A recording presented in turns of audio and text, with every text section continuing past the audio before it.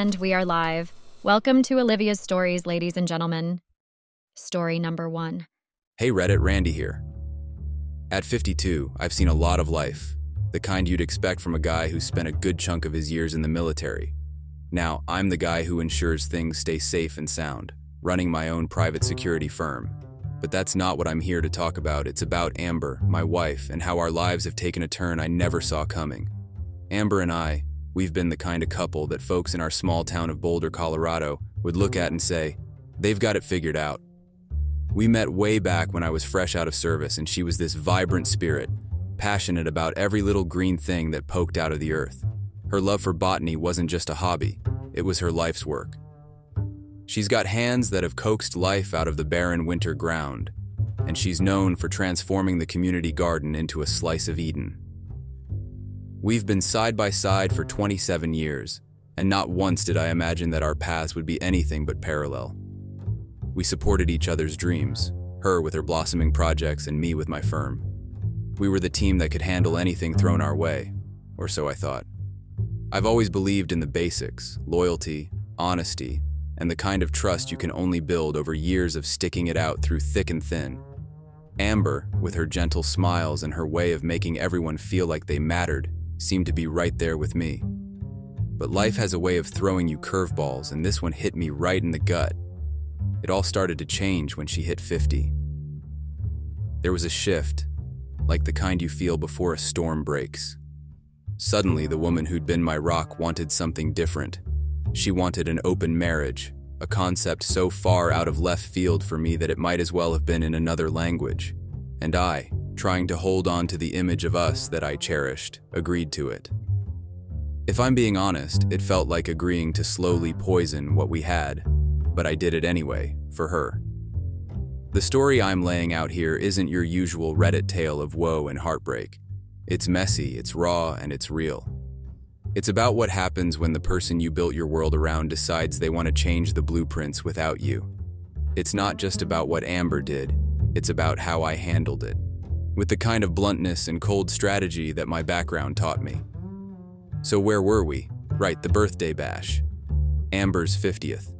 It was a shindig that would have made the social pages if we cared about that sort of thing.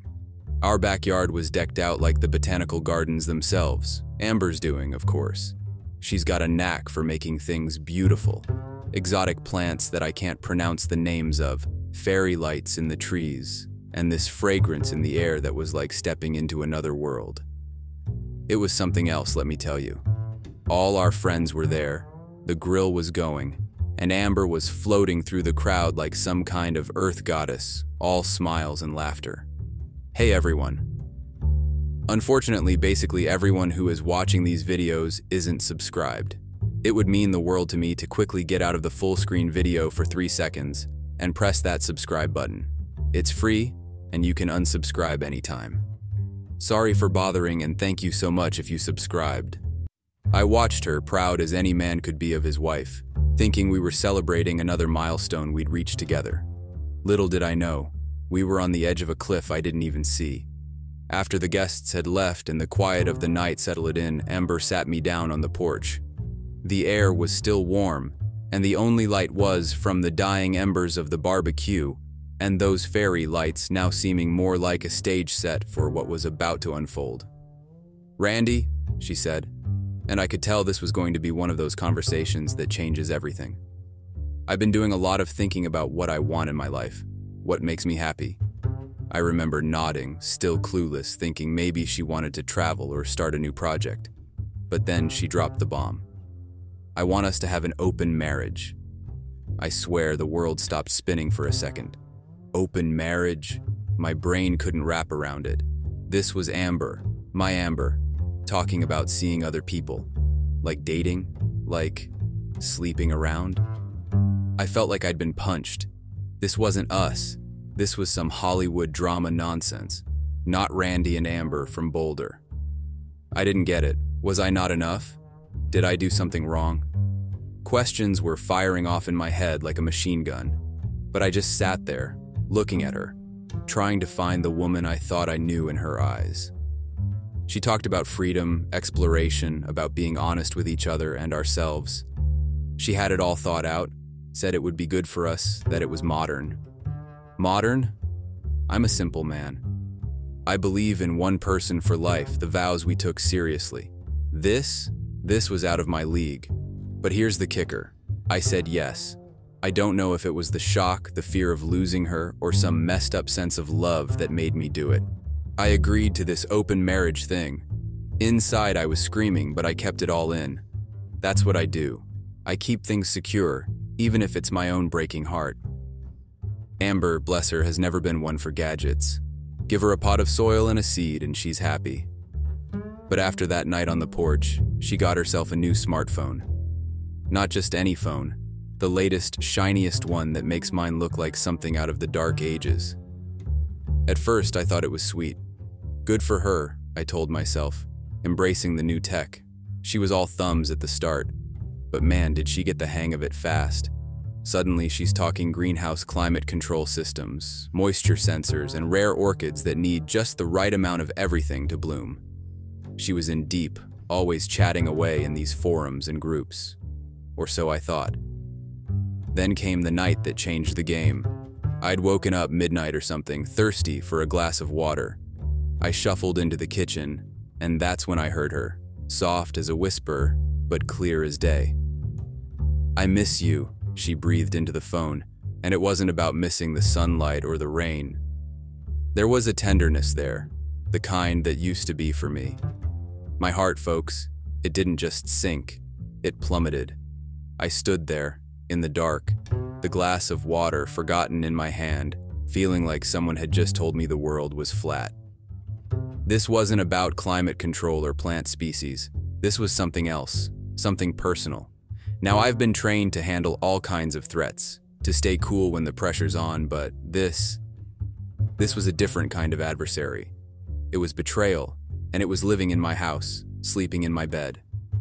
I didn't confront her, not then. I needed to know more, to understand what was happening before I blew it all up. So I did what any guy with a background in security would do. I started paying attention. I became a ghost in my own life, watching, listening, picking up on every little detail that I'd been too blind to see before. It was time to gather intel, to figure out who was encroaching on my territory. And that, Reddit, is how I went from being a husband to a sleuth in my own marriage. It's not a role I ever wanted, but there I was, piecing together a puzzle I wasn't sure I wanted to see completed.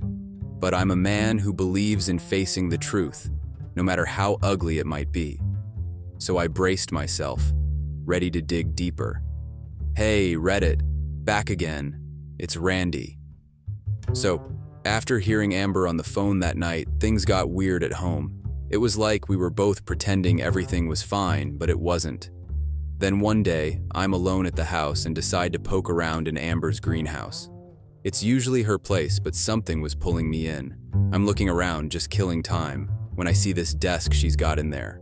One of the drawers is a bit open. I'm not a nosy guy, but something about that drawer seemed off. I walk over, tell myself I'll just close it and leave it alone. Yeah, that didn't happen. I pull open the drawer and there's a bunch of letters. These aren't like bills or junk mail.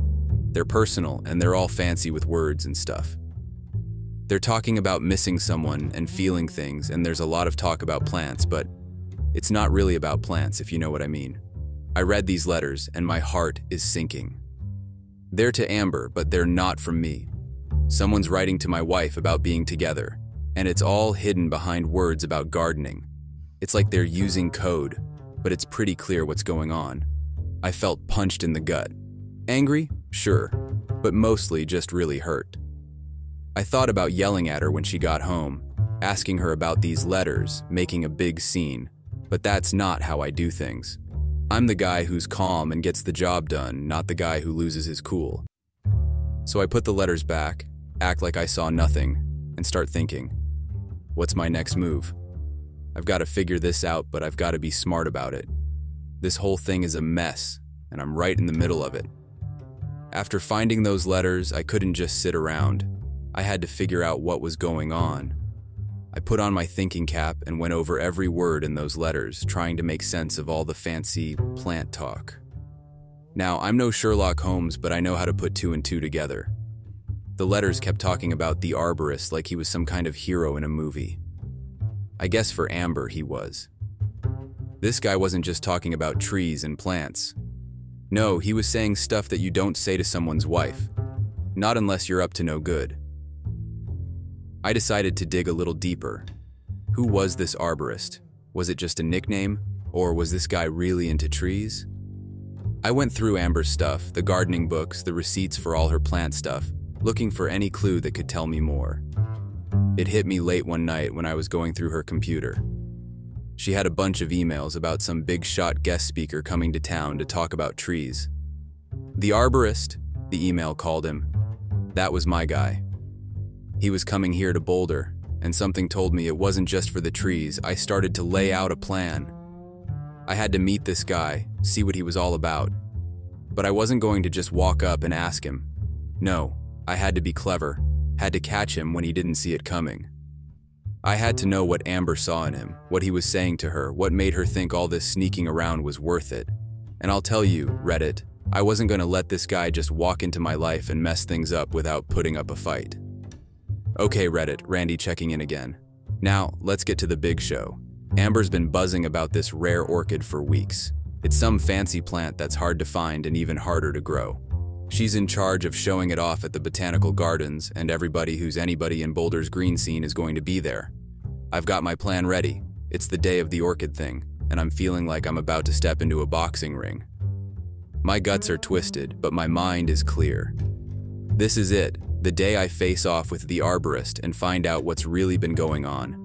I show up at the gardens, and it's packed. People are everywhere, cameras are flashing, and there's this big curtain around the main event, the orchid. Amber's floating around, all smiles, doing her host thing. I see her, but I'm not here for her, not yet. I'm looking for him. Then I see this guy, standing off to the side, looking all important. He's got that I'm a big deal vibe. That's gotta be him. The arborist. I keep my cool and move through the crowd, acting like I'm just there to see the plant. Amber starts her speech, talking about the orchid, how rare it is, how it's a symbol of beauty and resilience. I'm standing there, listening, waiting for my moment. Then she says his name, invites him up to talk about the plant. As he walks up, our eyes meet. Does he know who I am? I can't tell. He starts talking, and I'm just watching, waiting. Then it's time. I wait for a pause in the chatter, a moment when the next word hangs in the air like a jump ball, and I take my shot. Nice speech, I say, loud enough for heads to turn. But I'm curious. What does our guest think about loyalty? About honesty? Seems to me those are pretty rare these days too. The crowd goes quiet. You could hear a leaf drop. Amber's face goes white, and the arborist. He's looking at me like he's trying to figure out if I'm just some crazy guy or if the jig is up. I don't give him time to think. You see, folks, this man here has been sharing more than just his love for plants with my wife. And I think it's only fair that we talk about that, don't you? It's all out now. All the pain, the anger, the betrayal. It's out there for everyone to see. Amber's looking at me, then at him, and I can see the panic in her eyes. The crowd is whispering, murmuring, the buzz growing louder. There I am, in the middle of this packed event, with all eyes on me, Amber, and the arborist. I'm holding one of those letters I found, the one with all the flowery words that weren't about flowers at all. The room's dead silent now, and I start reading. Your essence is the roots that ground me, I read out loud. People are looking around, confused, like they think it's part of the show. Our connection grows, unfettered by the confines of traditional gardens. Amber's face is a picture you don't forget. She's staring at me.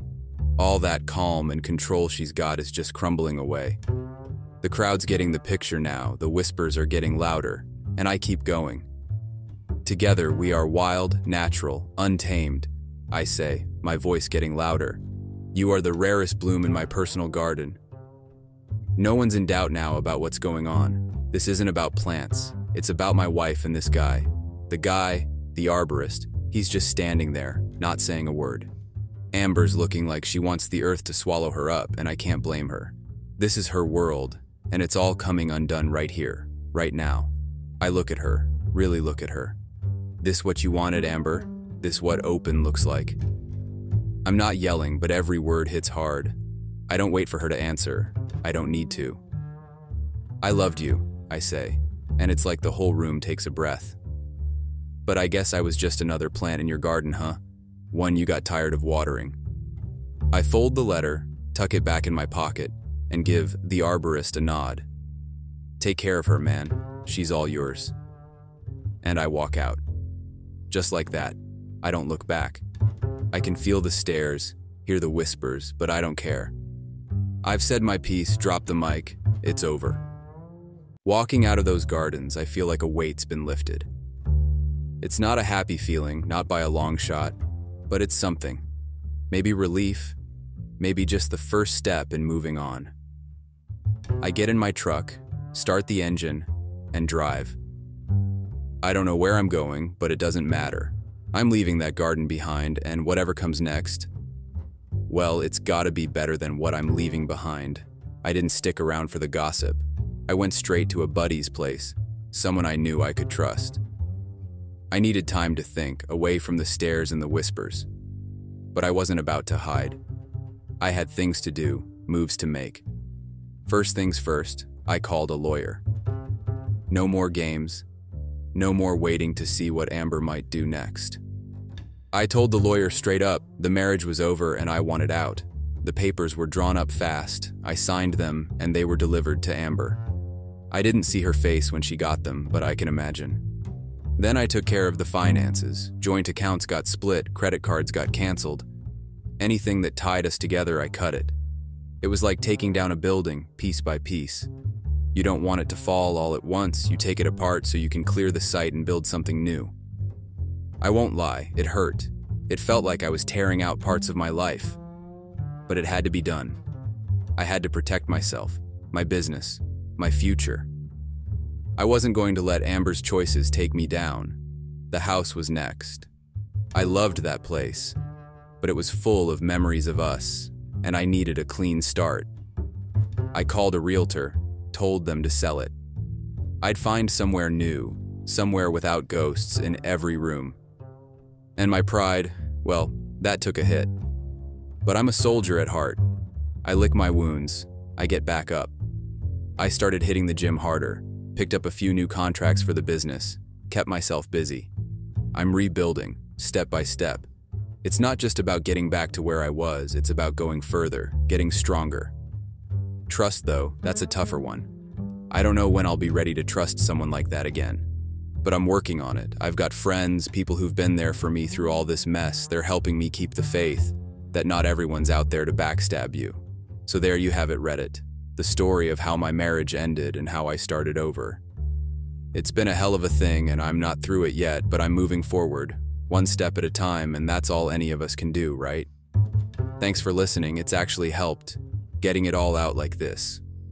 Here's to new beginnings, no matter how tough they are to come by. It would mean the world to me if you could subscribe to the channel. Thanks and have a great rest of your day or night. Story number 2.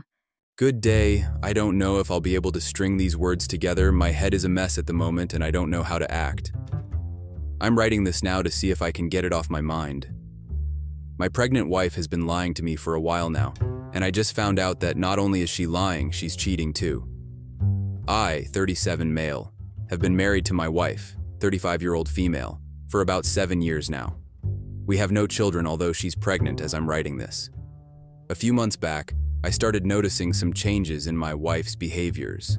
She was always a shy, quiet, and all-in-all introverted lady, and that was one of the reasons why I first fell in love with her. We used to cuddle for long hours, without saying a single word to each other, and for someone who's working. Life is very stressful, that was all I needed. But as I said, I started to notice her change. At first I thought it's good that she's starting to come out of her shell, took her 35 years, lol. She started going out more with friends, and she also started staying out long. Before then, my words were a commandment to her. She never went anywhere without my permission. She never did anything too without my permission. Luckily for me, my wife and I cloned each other's WhatsApp account on our phones.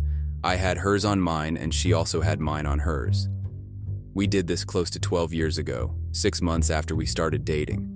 It was something of an inside joke born out of seeing the sheer amount of people on the internet who had either been cheated on or duped out of a fortune by the SO. I hardly ever checked it because I trusted her, and she, before now, had never given me any reason not to trust her. But hey, here we are now. When I opened her WhatsApp on my phone, I saw different conversations from men and women that I have never known in my life. Many of those messages were inconsistent, as though she was deleting them. I started to get a little bit suspicious of what was going on. My wife worked for a friend of ours at a gym, so I just shrugged the weird feeling off. Maybe they now have new customers, I thought. Hey everyone. Unfortunately, basically everyone who is watching these videos isn't subscribed. It would mean the world to me to quickly get out of the full screen video for 3 seconds and press that subscribe button. It's free, and you can unsubscribe anytime. Sorry for bothering, and thank you so much if you subscribed. Even though I chose not to think too much about what I saw, I decided to turn on notifications for her messages. Let me see what it is she's deleting before she deletes them. One night, while my wife and I were cuddled up in bed, she got a text on her phone. She checked it, smiled, and headed for the bathroom. Hey, what's that? I asked. Nothing, it's just Haley. Haley was a longtime friend of hers. At first, I went back to bed since it's just Haley, why should I care about their conversation? I wanted to go back to sleep, but I couldn't. I have insomnia. So after staying awake for some time, I decided to just check my phone for a minute. As I was scrolling through TikTok, laughing at memes, I got a notification from my wife's WhatsApp account. It was from a contact saved under my husband. I was wowed. I figured she had saved the number, cause I wouldn't bother checking my messages. Now that I think of it, that was really clever of her. I opened the message. Holy shit. My jaw dropped for what felt like a minute. I scratched my eyes and pinched myself, hoping this was a dream. It wasn't. What did I see? A long history of back and forth messaging from my wife and this random guy, ranging from sharing nudes to talking about how they longed for one another, and sadly, some messages dissed me. How could she? What even annoyed me the most was the fact that whilst I read the chat, more messages were popping up. What do you have on? He sent her, to which she responded saying, just a robe, do you want me to take it off for you? He sent a yes, and after some seconds, she sent him a video of her, touching herself, fully nude, right under my nose. She was doing this right under my nose. I swear I almost cried. It took the will of 1,000 Smiths for me to close that clone app. Minutes later, she got out of the bathroom, got dressed, and headed out. I wanted to follow her, trail her, see who she was cheating on me with, and deal with the both of them. I opted not to, cause I knew that with how mad, heartbroken, and pissed off I was, I might have hit Ctrl Z on both their lives. I couldn't sleep that day. I went to the very top of the chat and started reading. From when he first slid into her DMs, she was mad at him for disrespecting me to my face, then mad at me for not doing anything about it. I was confused. I'm normally not one to take disrespect from anyone.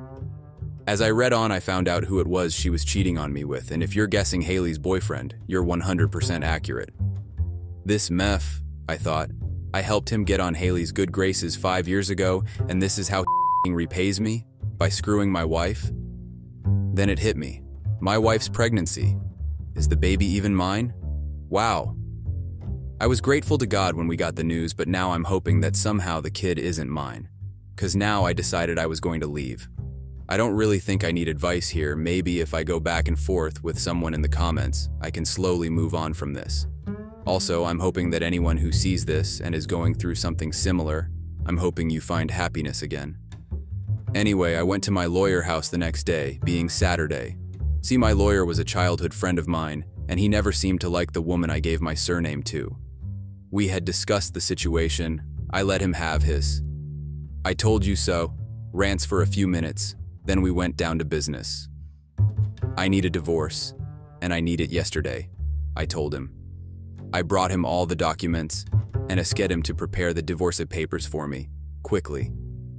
"You're lucky she made you sign the prenup," he said. I guess I was lucky.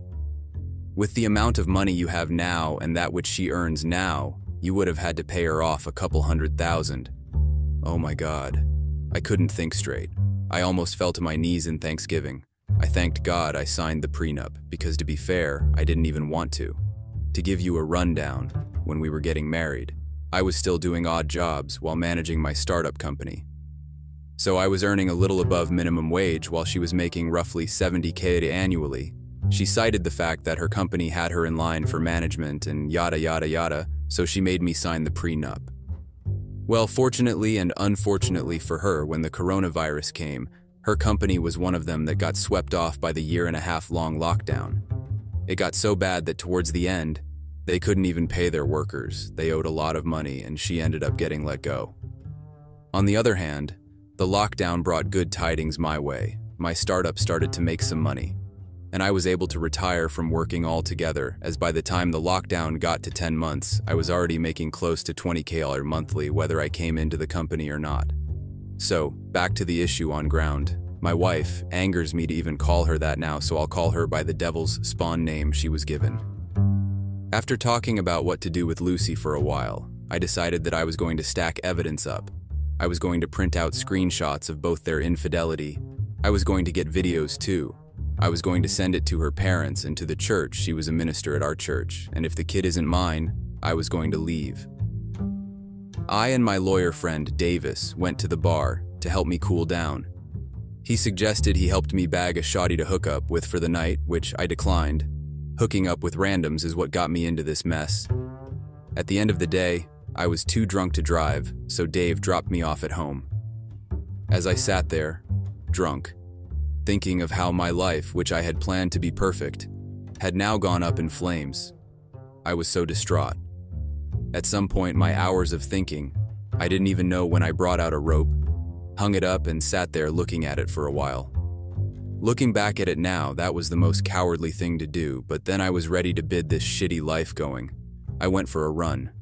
When I came back, my wife sat in the parlor crying. I hadn't put back the rope and she had seen it there. She ran to hug me as she saw me walk in, saying how she never knew I was going through something, how I never said a word about my pain to her, how she couldn't believe I would try to take my own life and leave her alone with the kid. I was disgusted by her words. The mere sight of the woman I had loved for over 10 years now started to make my stomach turn. She tried to kiss me, saying everything would be all right. I bowed my head. She thought it was 'cause I was still depressed or whatever. At that moment, I looked her in the eyes and asked her, "Is there anything you want to tell me?" She froze, looking at me like she was trying to read my mind. I repeated the question, "Is there anything you want to tell me?" Could you believe this devil's child tried to gaslight me? Me? How dare she try to play the mind games? "What do you mean?" she asked. "Are you crazy? I'm here crying my eyes out about you wanted to unalive yourself and you have the guts to ask me, 'Is there anything you want to tell me? Is this some sort of a joke?'" she added. After a lot of shouting and arguing, I was even surprised that I didn't let slip that I knew she was cheating. She went up to the bedroom and I starred in the parlor for a while. I have had it up to my neck, so I decided to pour it out here before I try again and succeed this time. Update. Thank you guys for reaching out to me. I planned to update you all, but I came out of retirement like Lionel Messi, LOL. I took the advice of some of you who said I should seek therapy. I was never really a fan of it, but I must say it has helped me a lot in this trying time. I've also started hitting the gym, as is normal in these situations. I'm glad I shared my story because I never really knew what I would have done if I didn't. After that long argument where I left off, we didn't talk for weeks, which was fine by me as I didn't want to see her face anymore. I kept on taking screenshots and piling them up. Also, I put up hidden cameras in the house. Lucy owned the place. I wanted to believe that she didn't bring him over to the house and that they didn't do anything on the bed we shared. Well, let's just say I was stupid for thinking they wouldn't. After one more month, I had loads of evidence. I created a website which I posted all the videos I gathered, from videos of him to videos of hers, to videos of both of them. If you had seen me working on that website, you'd have thought I was creating a porn site. Well, 3 months later, Lucy was in labor. I had drafted all the necessary documents and had filed for a divorce. Her labor was on the day of her cheating partner's anniversary with Haley. Coincidence? I think not. I went over to their place with a copy of the documents and records of the affair. I knocked on the door and was greeted by Haley's. I handed the documents to her and say to her, "Your husband and my soon-to-be ex-wife are screwing each other." Within seconds, her husband came out, unclad but for a towel wrapped around his waist. I guess he didn't hear me at the door. From the look on both our faces, he knew what was going on. "Honey, I can explain, he said. Why do they always think they can explain? In a fit of rage, since I was days away from being free, I rushed at him, swinging. I even thought he would be able to put up a fight, but he wasn't. Such a pathetic, weak man. He was in his early 40s. As he laid on the ground, passed out like a fat man after one round of intimacy. I stood over him, wondering what would make Lucy cheat on me with this peon. As I left, I pulled his hair, taking a few with me. Now to find out if I'll be paying child support or not, I went back to the hospital, the nurses wondering why I had left and why I was walking in blood-fisted and with hair in my hand. I walked straight to one of the midwives, handed her the hair and said, "Take this. Immediately that child is born, run a DNA test with this hair and with my blood sample. Also, if the child is not mine, be sure my name isn't on the birth certificate." I went out again, to the church this time. Luckily, the pastor was on seat. I handed him another copy of the documents. I didn't even have time to see the look on his face. I placed calls, telling my Staub ex-wife's family that I have an important announcement and I want to meet all of them at their father's house. When I got there, they were all waiting for me. I started handing out more copies, from mom to dad to brother to sister. Everyone got copies. I made to leave, then turned to them. "She's in labor, may be mine, may not be mine." Then I made to leave again. Her younger sister, who weirdly also got cheated on, ran to hug me. She was crying. Her brother shook my hands and said, "Do what you have to do, man. She f***ed up. Feed her to the streets." Her dad walked towards me. A tear in his eyes, he stood in front of me for a while, both of us eyeballing each other. Then he spoke. "You've been the best partner any of my children has had, and you've been my favorite in-law. I know you're going to split from her, and frankly, I'm not asking you guys to stay together. I just want you to know, I didn't raise her this way." He hugged me, and for the first time in this whole ordeal, I cried. I headed home, called Davies, and set up the final phase. The big reveal. I had decorated the whole house with balloons and baby stuff, and hung a big sign on the wall which read, "I know what you did." I went back to the hospital. I had already missed the birth of the child, and this woman who doesn't know we are soon getting separated had the audacity to frown. She wanted to argue with me for missing the childbirth, but she needed her rest. I asked to see the child. The nurse looked at me. She had a sad look on her face. I knew what she meant. The child wasn't mine. I had mixed feelings about it. Happy that I don't have anything that would make me have to see this woman again, and sad that I didn't have a child. I went outside and made more phone calls. I called everyone to come to the house that we were celebrating the birthday of the child. Lots of other people in the neighborhood who knew her and us. I really wanted to crush this woman's whole life. Hours later, the doctor let us leave. I thanked the nurse for not putting my name on the BC and left. She tried to argue with me on the way home, but I stayed quiet. I had her right where I wanted her. On getting home, we were greeted by everyone. I was happy. Everyone was here. Her childhood friends, her work colleagues at her new job as a secretary, some well-wishers from the church. Yes, this was the first time I was happy in a while. I was ready to drink her tears. Davis was inside. I had him turn on the 102's plasma TV in the room and had it displaying the videos of her infidelity. We walked in. Her eyes first went to the big sign on the wall. Then everyone walked in ready for a party of some sorts. Psych. I must admit, ruining her life was probably what made me finally find peace. I had washed her dirty laundry in the open, lol. She fainted. I waited for her to awake, then handed her the divorce papers. Davis said to her, "You see, the only good thing about this is you made him sign a prenup thinking he'd want your money." Now you're broke, and you're not going to get any divorce settlements." She tried to plead, to hold me in her arms and cry and beg. I laughed and looked at her, then I said, "Remember that day when you found the rope? That day I wanted to end my own life? It was because of you. I gave you a chance to come clean to me, but you decided to pee all over my grave. I was as good as dead then, and you laughed in my face, you mocked me. Well, it's payback time." I looked her in the eyes and said, "I'm done. We're done." Then I reached for my pocket, pulled out my phone, blocked and deleted her number right there and then, in front of her and everybody. She was still crying, snort and mucus coming out of her nose and mouth. She looked at me and said, "Babe, stop. Think about our child. I love you. Don't leave me. Please." I laughed TBH. She didn't know I already tested the kid. I reached again for my pocket, pulling out the DNA results. I placed it on the table, and in true Michael Jackson fashion, I said, "But the kid is not my son," as I moonwalked out of the crowd. 2 weeks later, the divorce was final. Very quick, very smooth. I paid nothing, shared nothing, as we didn't even have a joint account. I was free. I saw her only at the depositions. She was a shadow of herself. She wore my clothes to the both of them. It was funny, I swear. Looking at this woman who I loved for 10 years, this woman who, 8 months ago, I would have given my life for without questions, I felt nada. Nada. I won't be updating any further, as I think I have done the story justice. As for how my life is now, I'm just alive in the moment.